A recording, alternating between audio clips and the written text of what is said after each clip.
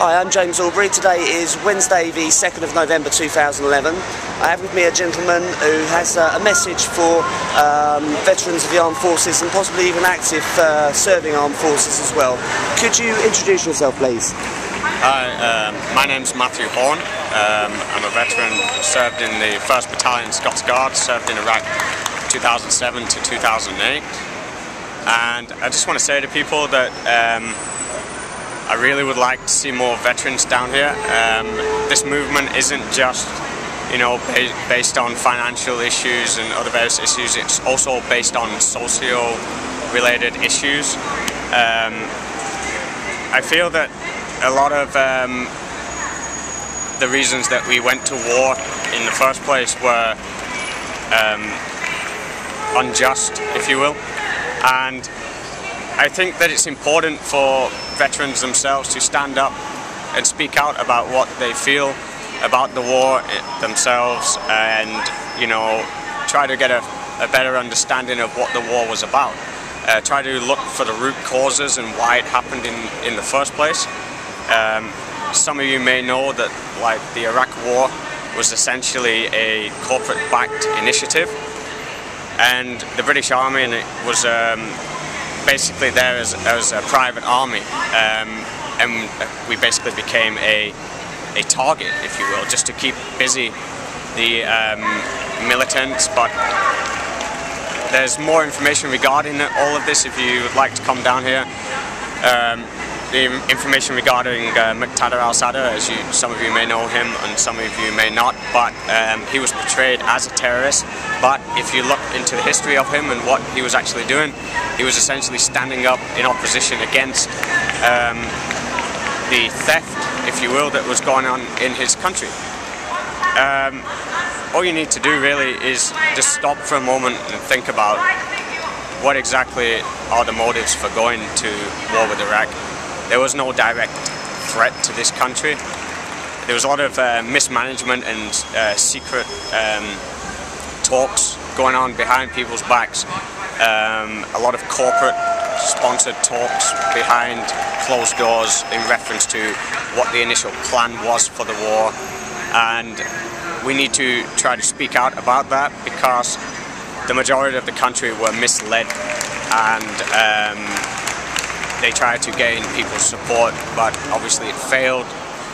And also, I'd like to try to get out there to people that, it's not our fault, it's not the soldiers' fault, it's not the military's fault, that our actions and responsibilities are as a result of government and corporate related issues.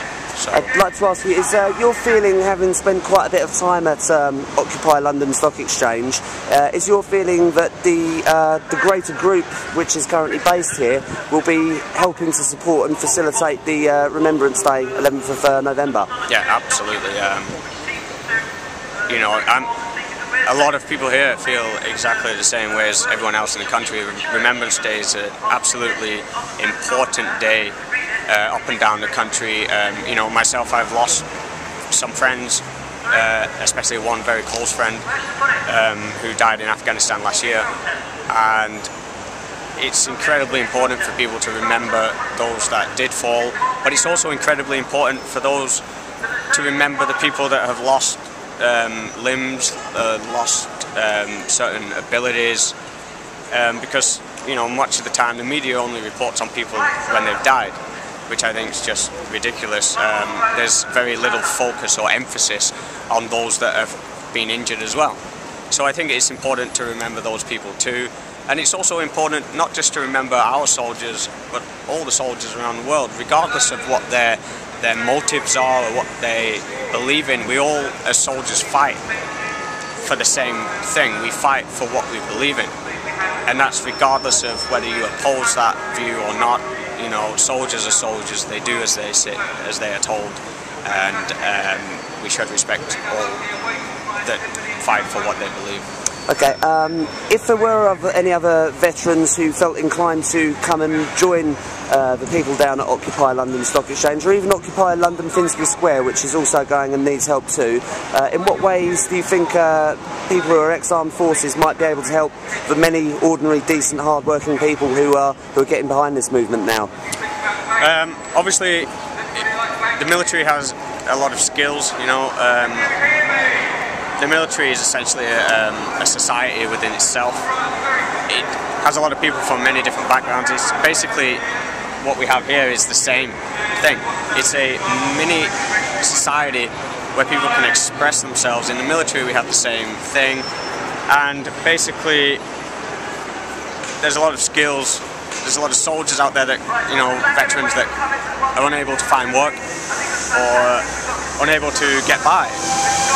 This is a community whereby, you know, everyone is welcome, and the skills that the military have will be of the utmost importance, especially for, you know, some people here have never camped out, never done anything like that before, and we can help teach them to be able to survive the winter, be able to look after themselves in these sort of conditions. Obviously, not living in a nice, clean home, so we need to ensure that people's personal hygiene and other various factors are upheld, just like we do in the military. Because in the military, if we don't look after ourselves, then we can fall victim to being ill, or just basically we become less effective, if you will. Okay, I'm going to wrap it up there, but just for clarity, could you say which division of the armed forces in which you used to serve? For any that aren't clear. I was in the 1st Battalion Scots Guard, and I was an infantry signaller, and I also did a lot of the ceremonial duties in London, including Troop in the Colour 2007, and now I'm serving my country again, fighting for people. Absolutely. In general. Absolutely. For a genuine cause and not a farce of corporate-backed sponsorship. Brilliant. Okay, thank you very much for your time, Matthew. We'll speak to you again soon. Thank you. Thank you.